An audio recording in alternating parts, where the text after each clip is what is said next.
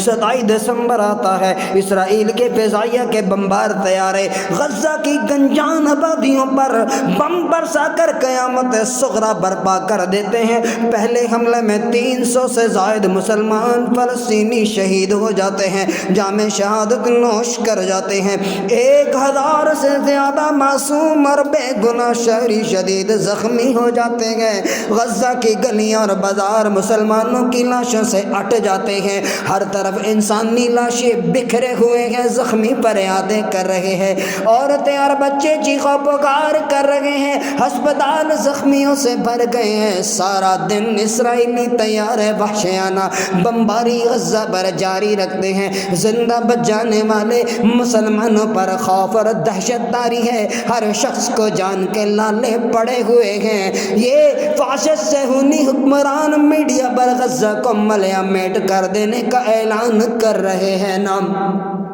سامعین کرام، پاکستان کے سرکاری اور پرائیویٹ ٹی وی چینل اس المناک سانحے کے متعلق خاموش ہیں۔ ہمارے تمام ٹیلی ویژن چینل صبح سے بے نظیر بھٹو کی برسی کے حوالے سے گڑی خدا بخش سے براہ راست تقریبات دکھانے میں مصروف ہیں۔ میں الجزیرہ چینل پر اس یکسانیت کو کم کرنے کے لیے لگا لیا۔ الجزیرہ ٹیلی ویژن جیسے ہی میں نے آن کیا، انسانیت کی ہولناک تباہی کے بارے میں مسلسل خبریں دکھائی جا رہی تھی اور غزہ میں ہونے والے المناک بمباری کو مناظر کو دکھایا جا رہا تھا۔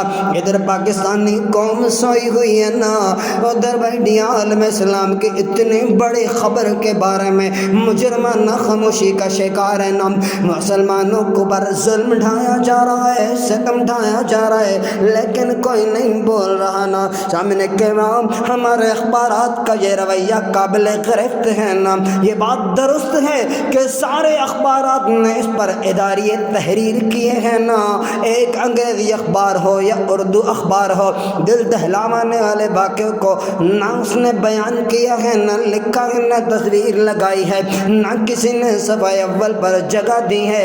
ہاں، اکثر و بیشتر نے 3 کالمی مختصر خبر بنا کر دوسرے تیسرے صفحے پر شائع کر دی ہے نا۔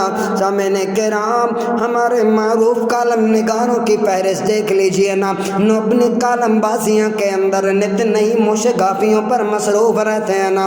جیسے ملک کے اندر کوئی معمولی سا بھی سیاسی واقعہ ہوتا ہے جو ان کے التفات کا مستحق نہ ہو، لیکن یہ قلم حق و صداقت اور عدل و انصاف اور حریت و آزادی کے ہمیشہ ترانے گاتے ہیں نا۔ نہ جانے غزہ کی تباہی کے متعلق ان کے قلموں کی سیاہیاں کیوں خشک ہو گئی؟ کہیں ایسا تو نہیں ہے کہ وہ امریکہ کی ناراضگی مول لینے کے متحمل نہیں ہو سکتے؟ کیا ان کے اذہان صہیونی پروپیگنڈے سے متاثر ہیں اور وہ حماس کو ہی قصوروار سمجھتے ہیں؟ لیکن ان سینکڑوں بچوں اور عورتوں کی فریاد اور آہوں پر ان کے قلم حرکت میں کیوں نہیں آتے؟ آخر اس بات کا جواب ان کے پاس کیا ہے نا؟ ہماری حکومت کی طرف سے بھی اسرائیل کے خلاف رد عمل انتہائی سخت اور کمزور ہے۔ معلوم ہوتا ہے وزارت اطلاعات کسی افسر نے معمول کے مطابق صدر پاکستان اور وزیر اعظم پاکستان کی یک سطری بیانات میڈیا کو ارسال کر دیے ہیں کہ اس المناک دردناک منظر میں اس موقع پر ہم فلسطینیوں کے ساتھ کھڑے ہیں۔ وہ کیسے ساتھ کھڑے ہونا؟ مسلمانوں پر بمباری کی جا رہی ہے نا، مسلمانوں کے وجود مٹائے جا رہے ہیں نا، ان کے لاشیں خاک و خون میں تڑپتے ہوئے دکھائی دیتے ہیں نا، بچے آہو فغان کر رہے ہیں، عورتیں صدائیں بلند کر رہی ہیں نا، زخمی چیخو پکار کر رہے ہیں۔ ادھر تم ہاتھوں میں ہاتھ ڈالے گھڑی خدا بخش میں بینظیر بھٹو کی برسی کے اوپر کھڑے نعرے لگا